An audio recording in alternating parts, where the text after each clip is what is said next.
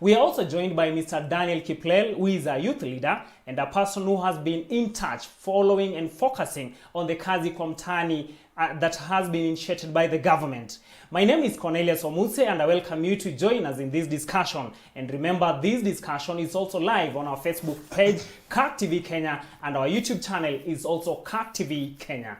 Keep it on CAC TV, and remember, all the opinions expressed in this show are not the official position of CAC TV, but opinions of our panelists. Gentlemen, welcome to Powerbrief tonight. Thank you. Dan, it's your first time to be here. Yeah, I want to thank you for welcoming here. Okay, how is your localities? Let's have an overview of your localities as far as the reopening of counties by the government is concerned.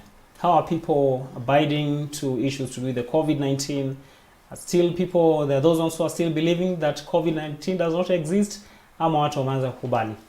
Well, you cannot deny a fact for a very long time, because if you keep denying, then details keep coming to you, and I don't know why you'll keep denying. But looking at the way things are happening right now, people are taking precaution, knowing that right now movement is no longer restricted, and people are taking responsibility, because it is now like if you do not take responsibility, you're even exposing your very own family, which is not a very good thing. Mm-hmm. So we just continue to urge our fellow Kenyans to continue exercising responsibility, because now government has made people to make their own choices. Mm-hmm. So it's up to us now to keep observing the Ministry of Health guidelines, mm-hmm. safety guidelines, so that we can overcome this pandemic. Thanks, Mr. Edwin. Mr.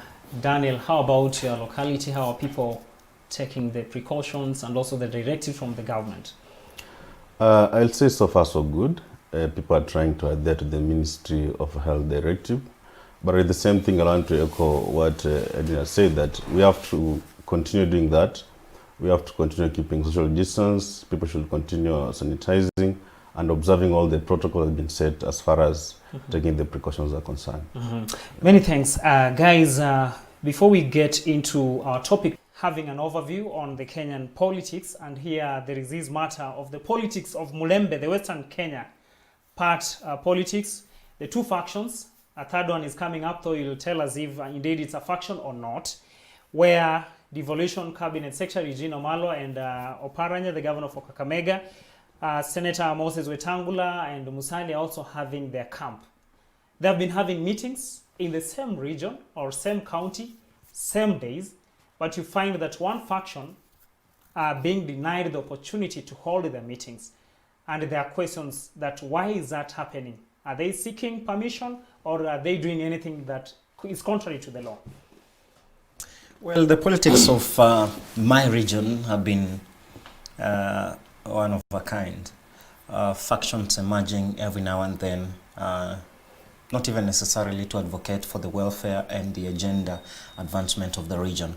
However, it is defeating the unity purpose when we see different segmentations and groupings coming up speaking about unity, but when indeed they are dividing. And on the issue of holding meetings, I wouldn't say the Musalia Mudavadi group is being denied a chance to hold meetings, because you will just note that recently they held a meeting successfully, in which, of course, they have been airing their concerns and reservations. So we cannot say they are being denied a chance to hold meetings.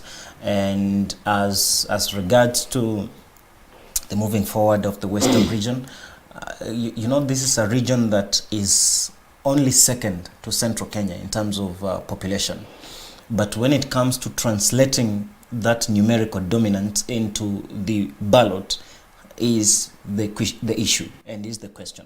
They don't vote, or how do you want them to translate the votes into numerical, whatever the strength? We don't turn out to register in large numbers. We don't turn out to vote in large numbers. We do not have that self-drive to to translate our numerical dominance into actual votes, into that day of voting where our votes are cast. So what our leaders need to focus on is to find out why is it that Western Kenya is a region with very high population, but when it comes to matters election, we have this sort of apathy. We don't turn up with intent. We don't vote to make a statement. You know, you find some people say we'll only vote if you give us something. You know, we are not going to vote because how will it benefit me? So perhaps our leaders need to focus on sensitization. They need to instill in our people confidence of voting, because when you walk around our region, you'll find that, you know, the confidence of the electorate has been wrecked. Yeah, because of maybe poor service delivery, maybe, you know, we've been left, we've been in the opposition for far too long, and perhaps our region has not appreciated too much the sense of being in government. Yeah, there's this thing called Luya unity. It began as a Luya unity, but you find that nowadays it's referred to as elusive Luya unity, meaning that something that keeps on eluding.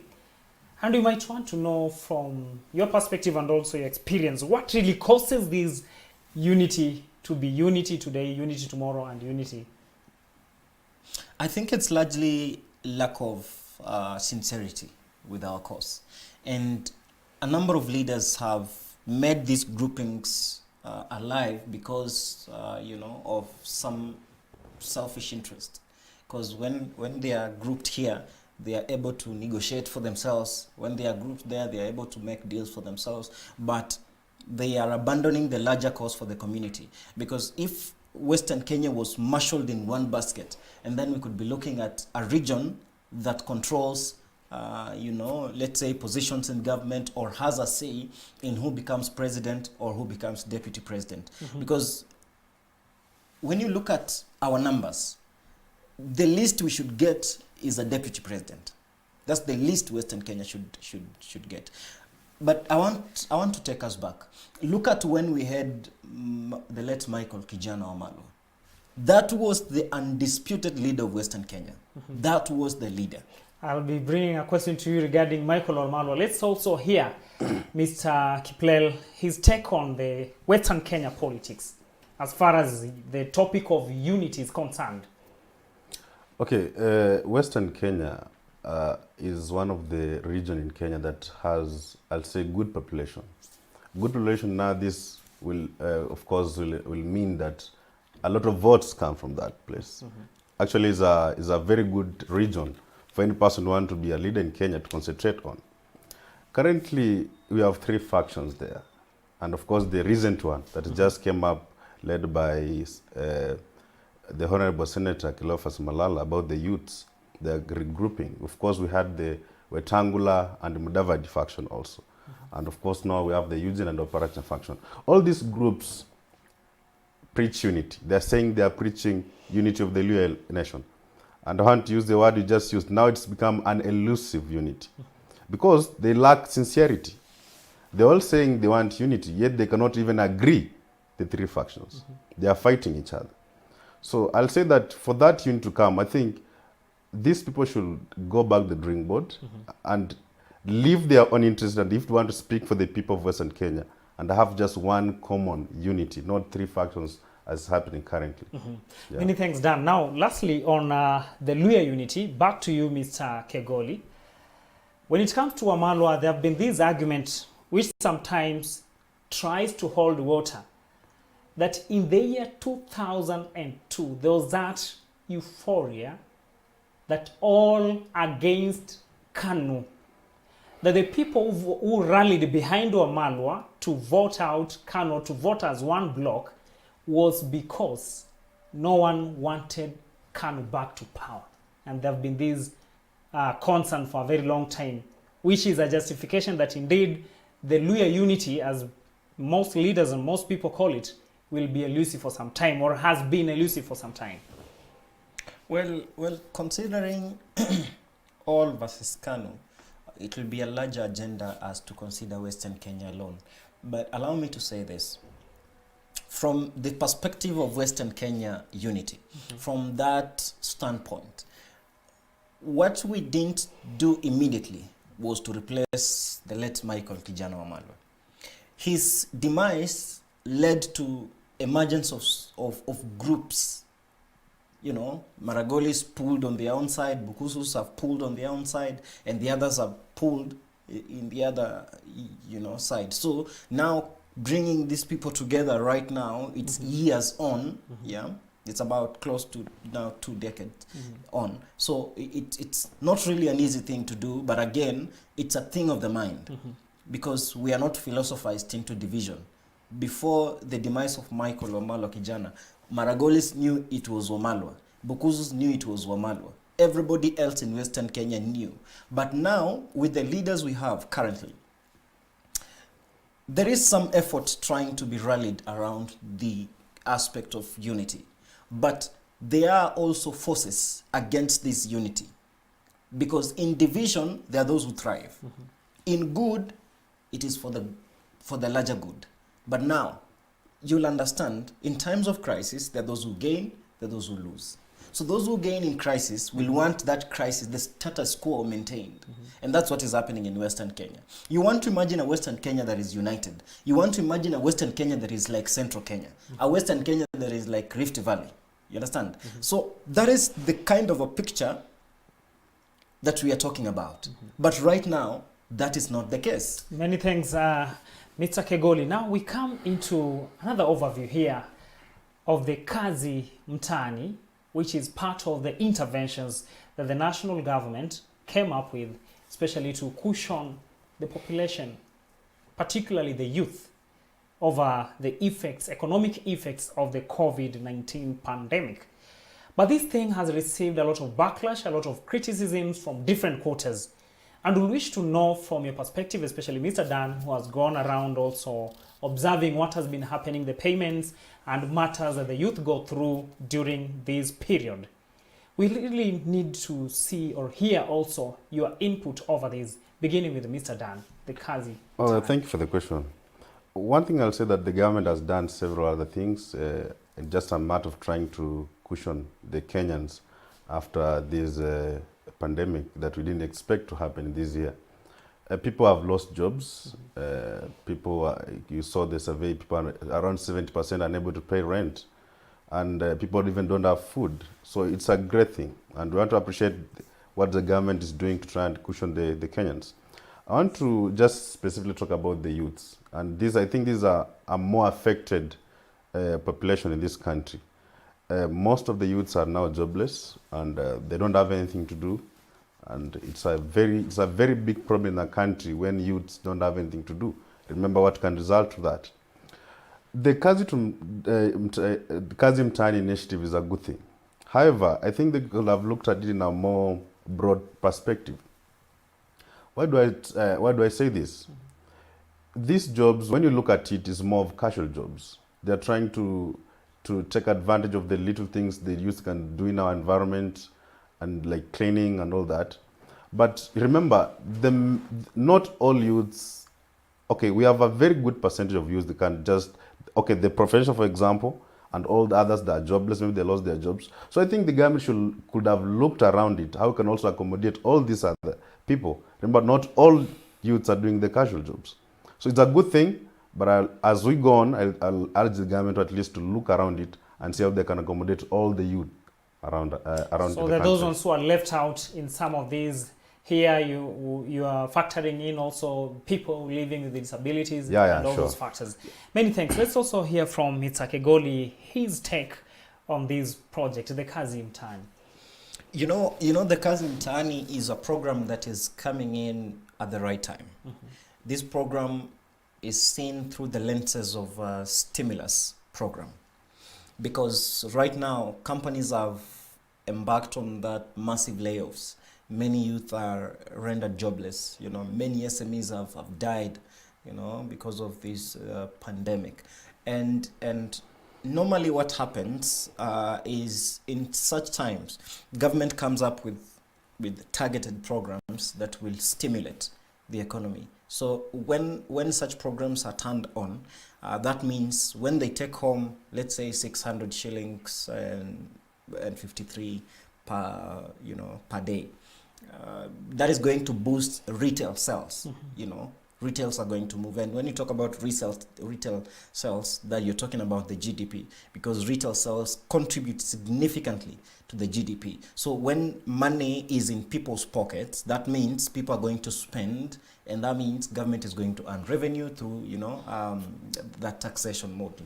So this program is coming in at the right time, at the right place, and with the right mindset. However, I would want to underscore this. As my colleague had mentioned, we have different categories of young people. We have graduates, we have unskilled, we have semi-skilled, we have, you know, skilled young people. So when now government is turning on programs, perhaps, and I know our government is having, you know, the best minds you can ever imagine. So perhaps it's in the pipeline, so that there is a rationalization of now how to target all these people, so that university graduates also feel they are part of the agenda of the government, so that that person who is semi-skilled also feels I belong to this government. What we want is the promise of Jubilee government to keep rolling, so that by the time President Kenyatta is exiting office, and then as young people are able to celebrate and say, when time was worst on our side, President Kenyatta stood and directed programs that targeted towards improving our livelihoods and ensured that we were sustained during that tough time. So it is the right program, and what we need to do as a people is to keep, you know, or to appreciate the government with what it's doing and support other initiatives. And also, I also want to urge the private sector to really come in powerfully and support the president's agenda. When president is talking about this stimulus package, let our private sector also rally effort that will amplify the voice and the effort and the decisions of the president towards stimulating and jump-starting our economy post-COVID-19. Because right now, globally, economies have taken a very big hit. It's not even comparable to 2008 financial crisis. So what we need to do as Kenyans to summon that Harambee spirit and rally behind the president's initiatives and rally behind the effort towards empowering our young people, who many of whom have been very jobless. In fact, you look at the World Bank report that about 800,000 graduates are, you know, released into the job market against a backdrop of close to 150,000 jobs being created. So you want to think about the gap of the unemployment, and if government, you know, keeps receiving unemployment claims, you know, and if the economy is not growing fast enough to absorb these graduates who are going into the job market, then it's going to go crazy. And lastly, on that aspect, you see, our education system does not train about life. It makes you pass. But now, getting into the realities of life, then you have to maneuver it yourself. You'll ask many graduates, what do you want to do after you graduate? They'll tell you, we want to get a job. You understand? Yet that is the brain that the economy of this country needs to generate entrepreneurial ideas, to generate innovative and creative ideas. Yes, these ideas are very, very, very many in universities. What we need to do, and maybe to support the government, is to develop a framework in terms of, you know, collecting and channeling entrepreneurial activities and ventures and ideas. And there is this white box which the government launched in terms of putting together ideas around the big four. So what we need to do is to sensitize young people that there is a platform the government has created. Can we maximize on this platform? Take your innovation that is targeted towards the big four agenda into that section, so that government recognizes what effort you're doing. Because again, if you don't speak about what you're doing, government might not really know what you're doing. So come out, young people, present your ideas, let evaluators, you know, guide you in terms of channeling your idea towards economic growth and development. Many thanks, Mr. Kegoli. Another brief overview is about the issue of reopening churches. Debates have been all over, and just yesterday we saw some of the clergy from Nakuru County talking of Liwe Liwalo, we are going to go back to church, and we are even, another one was threatening was throwing threats all over that we are even ready to go to jail if we are going to be denied ABCD. But looking at everything here, you remember there was a task force that the government set aside to look into this issue, and it comprised of the representatives of the church. So a number of people are wondering now, who misled who, or what happened, what really happened in those deliberations. So let's hear also from your analysis, from the report that came out from the task force and also from the government, and the lamentations that are coming out here as far as even the capacity and the containment measures of this virus is concerned. Mr. Dan, your input, brief input on this matter. I'll say one thing, that worshipping in Kenya is a freedom that is in the constitution. It's guaranteed. However, we are through unexpected times, the times where COVID is here and is hard biting. The government came, and there was a task force that came about to draw and see how churches can be open. Remember, before then, there was cries all over. People are saying, you want to go to church. Maybe some even comparing ourselves with our neighbors. People are going on, people are praying. And even maybe people said, maybe you need divine intervention to this. So if you close the gates of the church, then how are you going to deal with it? About how the whole thing is arranged and how the resumption should be, I think there was not enough thought about the issue about the number of people in a particular place, because there are different churches, different capacity. About the person you are referring, maybe in Nakuru, the person was claiming the church has a capacity of 1,500 people. When you tell them that only 100 people should be there, then in his own words, he meant it's like a drop of water in the ocean. It makes sense. So I think it's about how the issue should be about what is the capacity of a different church, what is the distance that is required, and that from that perspective you can get the number of people required at that particular space. So going forward, I think you can rethink about that and see how that can be enhanced. Yeah. Brief overview from Mr. Kegoli, also the matters to do with the worship places. Wenye wanasema mbona 100 na kanisa iko hivi, na mbona tunakuwa na hii complaint, and we had representatives of religious places. Remember also the Muslims were there and other religions. What happened according to you? Well, the government had its own decision or its own reasons as to why it directed 100 people capacity of attendance. And, these are extraordinary times that requires extraordinary measures and interventions. So I would say, a church is not like an office. That is a place where interaction is, I would say, unregulated. But in an office, that is an official setting, so you can easily limit interaction. But now, a church is attended by nearly everybody. Very, very elderly people go there, which are high risk people. The small children go there, but again, moving forward, maybe government will again review the decision to suit the argument that will be advanced by the clergy, who were part of the panel. So I don't know what they shared with the committee that came up with the decision.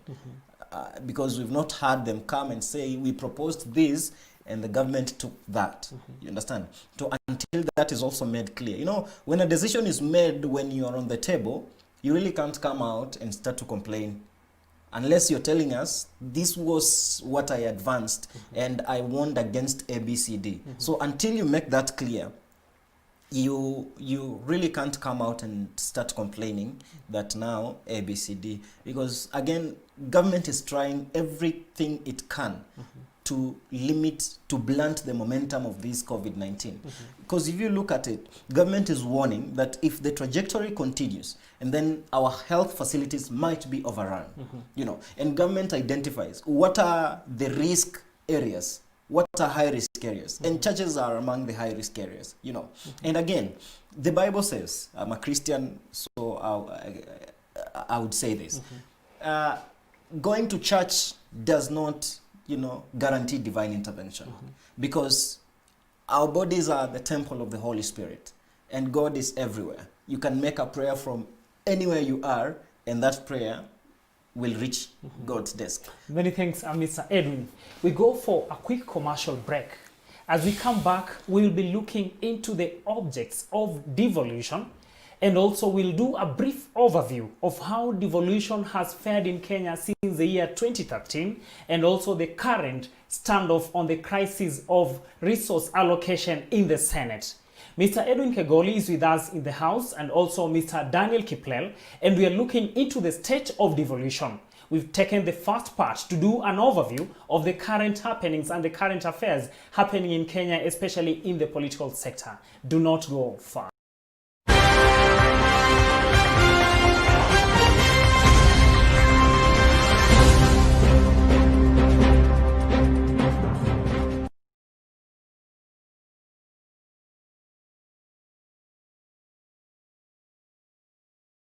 CAC TV invites you to live Sunday services on the 19th of July from 8 a.m. The services will be as follows. The children's service will be led by Reverend Peter Kariuki, the director of the PCEA Children Ministry. The English, Kiswahili, and Meru services will be hosted by PCEA Chogoria North Presbytery. The English service will be led by Reverend Samuel Riungu Muratha, the chairman Eastern Region, Chogoria North Presbytery moderator, and the parish minister, Ebenezer Parish. The Kiswahili service will be led by Reverend Amos Kimau Njeru, the parish minister, Chogoria Central Parish. The Meru service will be led by Reverend Geoffrey Marangu Muhanda, the parish minister, Chogoria East Parish. There will be an East Africa Revival Fellowship from 2 to 3 p.m. led by Brother Dr. Samuel Nyamoya of SDA. Youth Tuko service will be led by Reverend Anthony Miringu, the director of the PCEA Youth Ministry. Tune into CAC TV on Signet, CAC TV Kenya on Facebook and YouTube this Sunday from 8 a.m. to fellowship with us.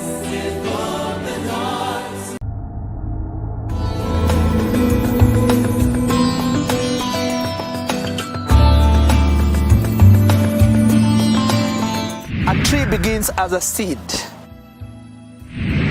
A marriage is instituted. You now embark on the work of watering it, cultivating it, Creating legacies from one generation to the other. That is what growing families takes. And for powerful discussions on family as we answer questions, demystify myths, and touch on those controversial topics, tune into CAC TV as we talk a whole lot more about family. As we grow my family, grow your family, and grow our families. Because a stable family is a stable society. Join me, Faith Kaulu, together with Reverend Edward Karanja and Professor Catherine Gashuda on Transforming Families, right here at CAC TV.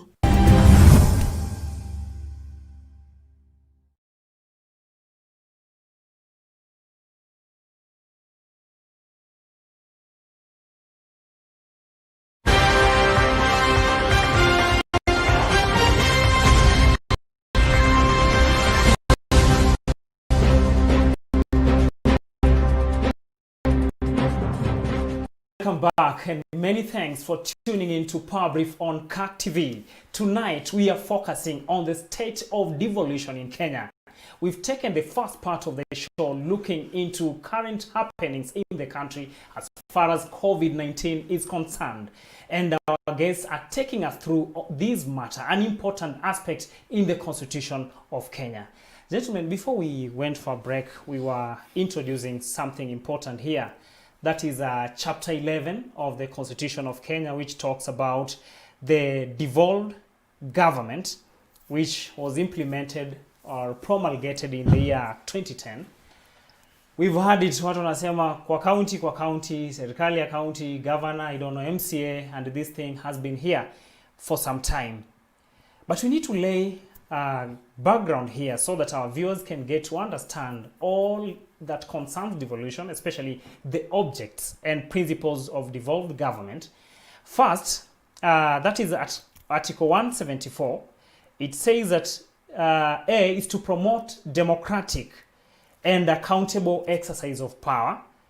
B is to foster national unity by recognizing diversity. C, to give powers of self-governance to the people and enhance the participation of the people in the exercise of the powers of the state and in making decisions affecting them. D, to recognize the right of communities to manage their own affairs and to further their development. We have E, to protect and promote the interests and rights of minorities and marginalized communities. F, to promote social and economic development and the provision of proximate, easily accessible services throughout Kenya. G, to ensure equitable sharing of national and local resources throughout Kenya. And then H, to facilitate the decentralization of state organs, their functions and services from the capital of Kenya. And I, to enhance checks and balances and the separation of powers. Those are the objects of the devolved system of government in Kenya as per the Constitution of Kenya, that is Chapter 11. So we have to look at how has Kenya been in different counties now when we have devolution since 2013 and when we didn't have devolution. Briefly point out if a number of things have been achieved that were not there before. Thank you. Devolution that was promulgated in the Kenyan Constitution in 2010, I'd say has been a blessing in disguise, because I remember devolution has brought very many good things on the ground. I'll want to maybe to quote examples of things that were not there, and I'll talk about the devolved section that is health. Health is a devolved function. Even if you visit most of our counties today, at least you'll find one referral hospital or a level of 4 or 5. This means that people can access healthcare close to home. We have talked about the dialysis machines. They are present there. The issues about cancer. You saw that there in Machakos, there's the launching of a cancer center. So I'll say that there are some of the services that have been brought to the people. Previously, people could struggle to travel all the way to Nairobi, and it was hard. Another thing that I'll say is a blessing of devolution, to talk about the infrastructure part of it. If you go to any major town in the counties today, you will find there's street lights, there's connection of electricity, there's that class of roads, we call them feeder ones, that were not there. In fact, some people, it might be the first time they have seen the tarmac roads. If you visit, for example, I've been to Marsabit, they just saw the tarmac road the other day. That's one fruit of devolution. So I'll say that devolution has really brought the services closer to the people. Of course, it has its own fair share of challenges we will discuss. But you've chosen to look at the strengths of devolution. Let's get also the overview of Mr. Edwin. Well, the guiding principle around devolution was to ensure service is taken to the doorstep of Mwananchi. That's why we have the MCA. That's why we have the governor, to be with the local people. And devolution is among the main pillars of our constitution. And if you want to talk about devolution, then you're talking about what we gave ourselves to, what we participated in.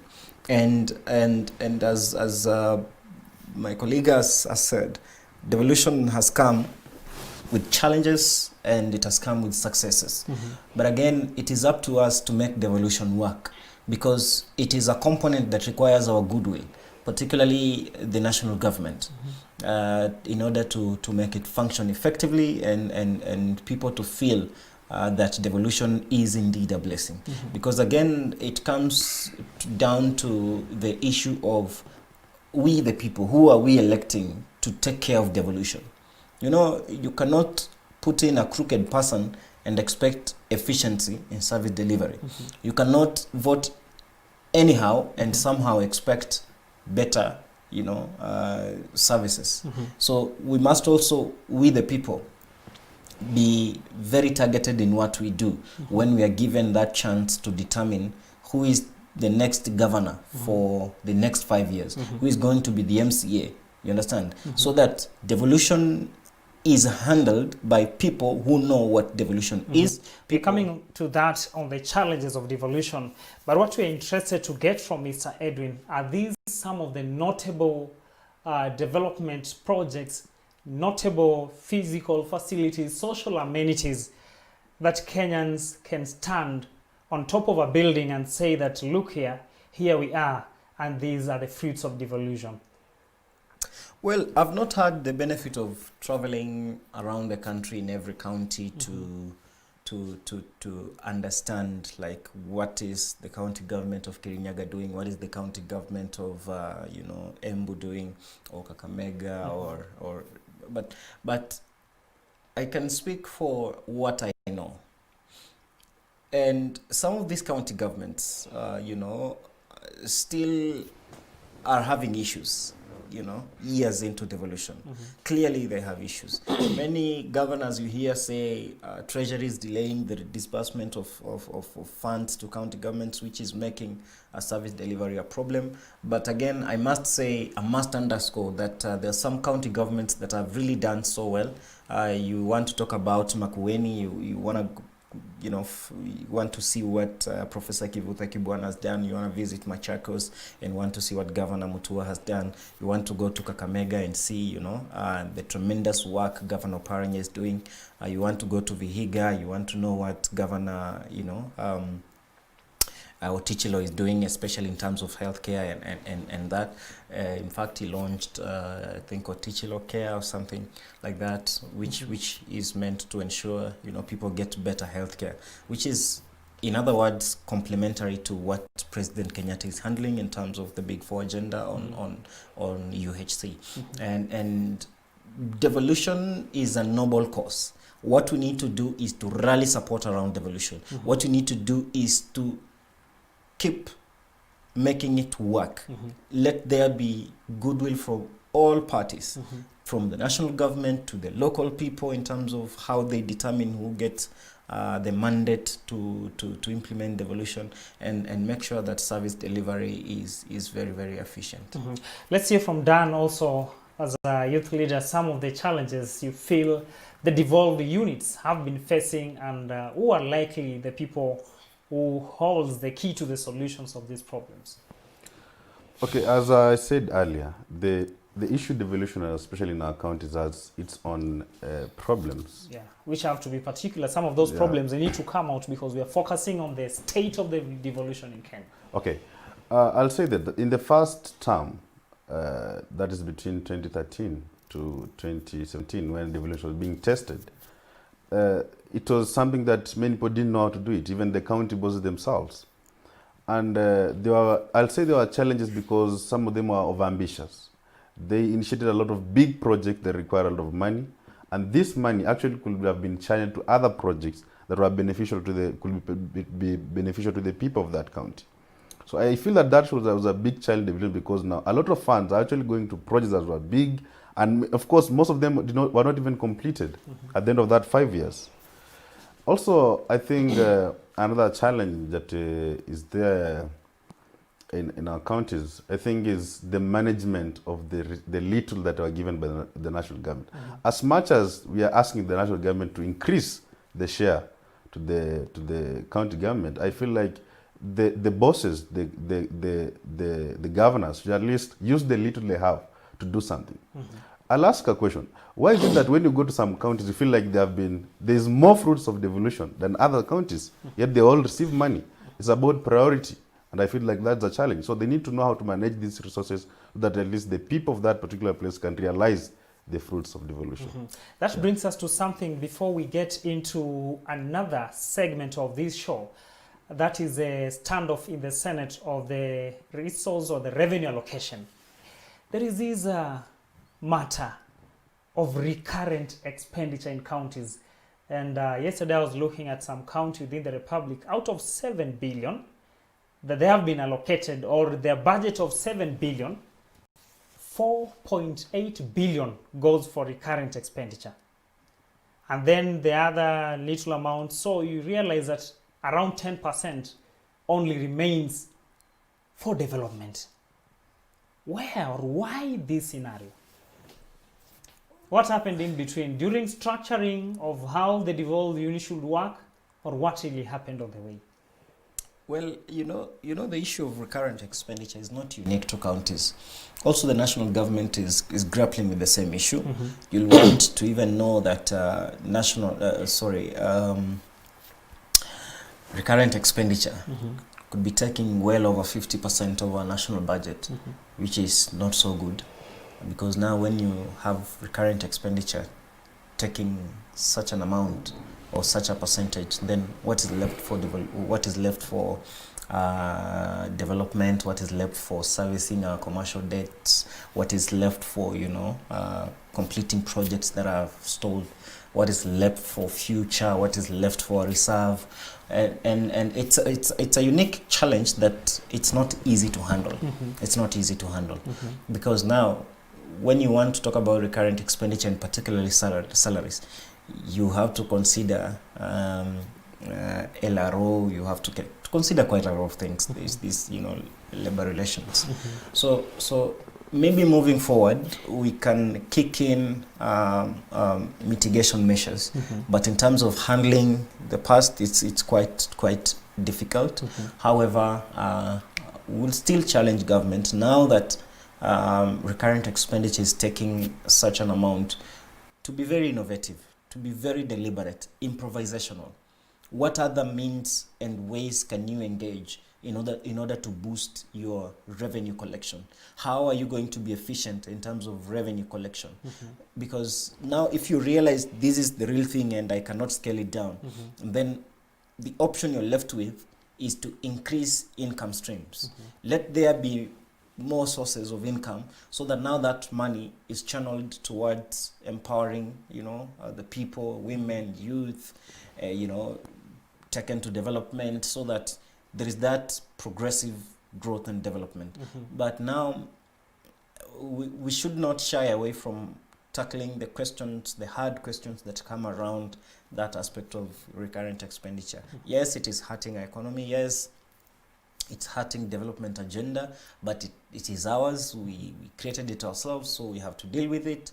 And dealing with it now requires new ideas, fresh minds, fresh ways of doing things, so that we're very efficient in revenue collection, very, very prudent in management of these resources, follow the PFM Act to the letter, and just be sincere with making decisions in government, so that whatever ideas are informing a decision are not squandering public resources.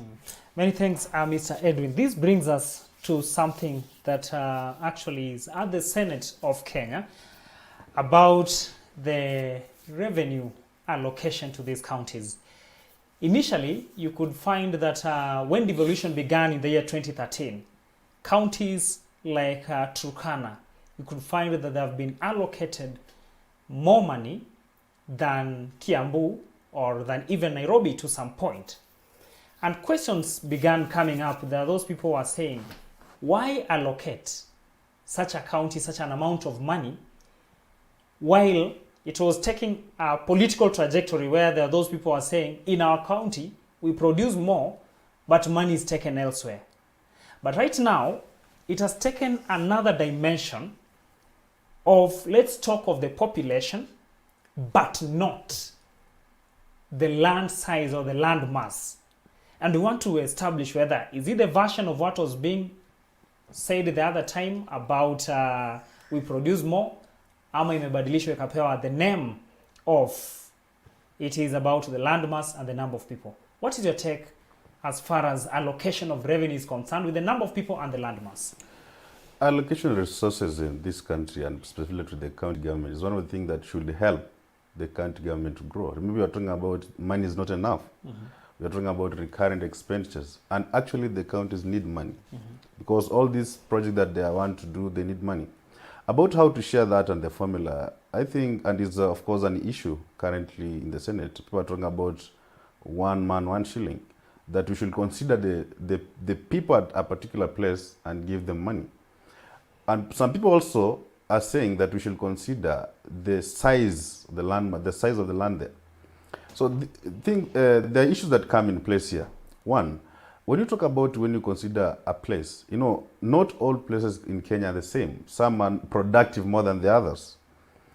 And in that case, the place that is not more productive and has people, of course, they need more money because actually to develop such a place is expensive. You can imagine. So and also there is the fact of people, because actually money does not go to the bush. They go to the people. They have to develop people. So I think it's an issue that I'll say that we need to consider on how to do that, but I'll not go either way of the two. So it's a tough balance. Yeah, it's a very tough balance. Considering that, for instance, Samburu or some of the marginalized counties that do not have maybe roads, hospitals, but they have few people. So you're justifying, yes, there are few people, but they need this. But at the same time, things are not balancing in that way. Remember one thing, that each Kenyan in this country is entitled to fair distribution of resources. But you know, the factor that we should look at how much am I giving on how much I want, that brings a different dimension about it. But since everyone is entitled to the same thing, therefore we should also consider that person. Remember those marginalized places, those people are very poor. And even most of them cannot sustain themselves. So we should consider that too. Yeah, because they are Kenyans. Let's get to hear from Mr. Kegoli, your take on this. It's a tough balance, as Dan has actually admitted. But at the same time, one has to take the supreme direction. Whether the people or the landmass or marginalization, the income levels, and all those factors. Well, you know, we have what we call equitable share. That is standard to everybody. That is not based on any other thing. And we have allocations based on the uniqueness of counties. You know, we look at population, we look at the state of health facilities, we look at, you know, the state of infrastructure in terms of roads, you know, such things. We have to look at water, you know. So it's a balance of, it's a congruent of factors that are put into consideration. And when you look at the formula Commission for Revenue Allocation has advanced, it is a very comprehensive, very targeted formula, a formula that is meeting the present needs and, you know, launching us into the future with directional confidence. So my question to the politicians opposed to this move is this: didn't they know that this formula changes after some time? Weren't they aware that in this 2020, the revenue sharing formula is going to change? And if they were aware, what is it that they did to prepare for this time? If they weren't aware, then what are they doing in the Senate? You understand? So we must also be very sincere as politicians. We should not just politicize everything and anything for the sake. This revenue formula should be implemented now so that we deal with the consequences right now. But postponing this thing is not helping solve the issue at all. Because now when we get to 2021, that is a political year. And this thing to stand is almost close to zero. So we rather deal with the consequences right now. Let us face the aftermath. Let us see how this formula is working, because it is a legal requirement. It will create a constitutional crisis if this stalemate is not resolved. So what we need to do is this: let politicians interrogate. Let them go to Article 203. Let them go to Article 216. Let them read and understand that this is a constitutional process. You understand? That needs their input. Them as Senate mandated to handle matters affecting the devolution. And this matter will also be discussed by the National Assembly. This matter will also be discussed by the executive. That's why the president is very concerned that this stalemate is going to cause a constitutional crisis. And that's what the president doesn't want. You understand? So I want our politicians to be very sincere with what they are doing. You know, when they are opposing, why are they opposing? Is it because they fear backlash from the people? Can't they come out and explain to people clearly, in clear terms, that this is a constitutional requirement, the constitution we voted for requires us to change this formula? Though this county is going to lose, in fact, it's not going to lose. You know, we also look at a lot of things. How much revenue is your county generating? You understand? How much money do you want? Because why should you want more, yet you're not producing more? Yeah, the people of Kiambu will say, we are producing X amount of money, but we are getting much less than what we are putting into the national basket. So if they say, they advance a cause that say, we want money allocated to us commensurate to what we are paying in taxes, how do you dismiss such a case? You understand? So there is a delicate balance here that we need to to embark on. And that revenue formula, CRA challenges county government to be very efficient in terms of revenue management, revenue collection, generation of revenues, so that they do not wait for Nairobi to speak and then they start to react.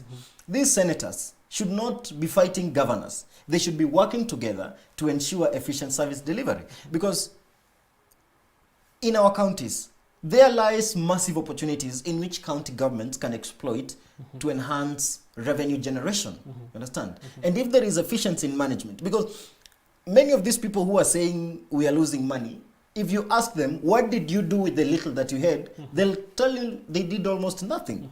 You understand? So why should you get more, yet you cannot account for the little you're getting? First of all, let county governments be very efficient and effective and responsible in the management of public resources and revenue allocated to them. Number two, let them produce innovative ways that will enhance revenue generation in counties. Number three, let them seal all the loopholes that money is getting lost, that people cannot get services because there are no resources. Let them work closely with the National Treasury so that whatever monies are due for county government, they are released in good time so that service delivery is not hampered. We do not see governors coming out and saying the National Treasury is delaying the release of these monies. So let us take this as a national responsibility rather than a contest of egos, rather than settling political scores, so that we are true to the cause of devolution and the spirit and the objects of devolution. Let us implement this thing as only we can, as if our livelihoods depend on them. So let there be goodwill from our senators. This stalemate can be resolved. Perhaps now it is time maybe the president can invoke his executive powers, and direct some things to happen. Because now if it doesn't happen, now our eyes will go back to the president and say, Mr. President, now look, there is a crisis here. There is executive authority on your desk. Can you sign an executive order and direct a function to happen as this stalemate is being resolved? So that even senators and MPs should know, if they create a stalemate somewhere, the president can invoke his authority as the president and service will not be delayed. Because we, the people, should not suffer because of the disagreement of senators. We, the people, need services. We elected President Uhuru to work for us. So, and we gave him full authority, full mandate. So this stalemate, I do not want to get worried about it because I have my president. I know he'll sanction his executive authorities, sign an executive order, get service to the people, just like he saved the people of Nairobi. And we are there getting our services. Many thanks, Mr. Edwin. Let's now get to the parting shot. Many people say that actually devolution, you'll hear from their talks, that is the best thing that ever happened to Kenya. We've had one election, another election under the devolved systems of government. We are going to have another one in 2022. In summary, for 1 minute each, we want to get your input to all stakeholders who are actually mandated to ensure that the devolution grows. The best approaches you believe that if it is put into place, devolution will yield what it was actually intended to. Beginning with Dan, then we'll actually wind up with you. Okay, thank you. My parting shot, I'll say this, that devolution should be a blessing to Kenya. Actually, it's about bringing services close to the common minds down on the ground. So I think that going forward, the county government should be very creative enough and start projects that will benefit the common man. Don't start big projects that will take time and people will not realize the fruits. So it's about time that they craft projects and come up with ideas that can be of great help to the common man on the ground. And I can say that I want to challenge the MCAs who are to offer the oversight to the county governments to be on the forefront to do this. And they need to keep to task the governor and of course this county executive to at least to come up with creative ways on which to can enhance the devolution and people to gain from the services. Again, also about the national government, because the county government cannot exist on its own. They depend on the national government for the resources. I think that the national government also should work on it, that more funds are given to the county government so at least more programs and more projects that go to the common man and enhance the lives of our people in our great nation. Many thanks, Mr. Daniel. Briefly also, your parting shot, Mr. Kigoli. Well, it is time for us Kenyans to take responsibility for what decisions we make on the ballot. When we elect bad leaders, we get bad leadership. And we cannot expect the best when we put in the list. So we must step up and electing leaders who can deliver on the public mandate. And my appeal to senators is this: let us bite the bullet. Let us face this revenue sharing formula as it has come. If you have an amendment, advance to it. Let us adopt this formula, whether or not it is causing you pain. Because when change comes, it comes to please some and hurt some. That is the standard norm of change. Change does not please everybody. So we cannot maintain the status quo just because we fear the consequences. Let us sail into them. Let us see how to deal with it. We are Kenyans. We are resilient. We always overcome. And let us support the cause of our president. Already, his Big Four agenda has taken a big dip, a big hit. So let us not hurt this agenda further with this stalemate. Let us unlock the deadlock. Let us deliver services to the people. Let us adopt this formula and explain to people that this is a constitutional process. This is not a political process. It is a constitutional requirement. And if our county has taken a negative budgeting, then how is it that we can meet on that threshold? Let us be very prudent in management of resources. Governors should take responsibility and manage efficiently whatever resources they have been advanced to them. Many thanks, gentlemen, for such an insightful discussion that has gone tonight on CAC TV. We have looked into some of the happenings happening in this country on matters to do with the Kazi Komtani, the opening of churches, and even the Western Kenya politics. We appreciate your responses on our social media platforms and your participation all through as we focus into matters policy here in Kenya. From me, Cornelius Omuse, I wish you a good night.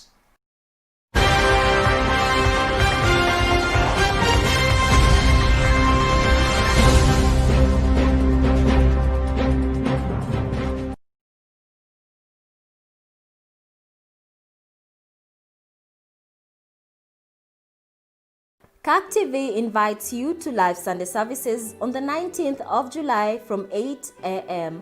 The services will be as follows. The children's service will be led by Reverend Peter Kariuki. The